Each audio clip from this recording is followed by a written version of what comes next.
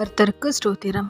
இன்றைய வசனம் 125 சங்கீதம் 1 கர்த்தரை நம்புகிறவர்கள் என்றென்றைக்கும் அசையாமல் நிலைத்திருக்கும் சீயோன் பர்வதத்தை போல் இருப்பார்கள்.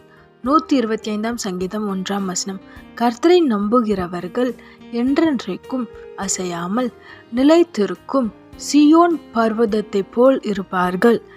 என்ன ஏசப்பா சொல்றார் என்னன்னா, அவரை நம்பி இருக்கிறவங்க அசையாமல் இருப்பாங்களா? ஆமென்.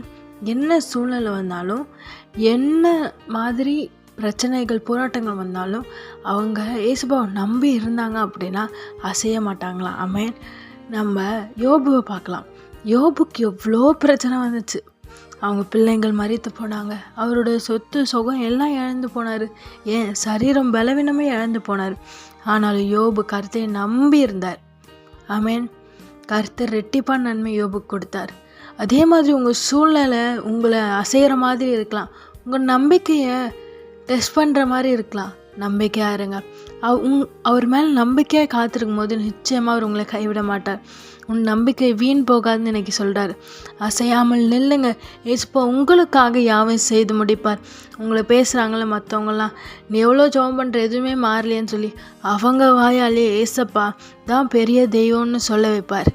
ஆமென். ஏன்னா உங்கள் வாழ்க்கையில் அவ்வளோ பெரிய அற்புதங்களை அவர் செய்ய போகிறார். அசையாமல் உறுதியாய் நம்பிக்கையாய் ஏசப்பா மேலே நம்பிக்கை வைத்து காத்துருங்க.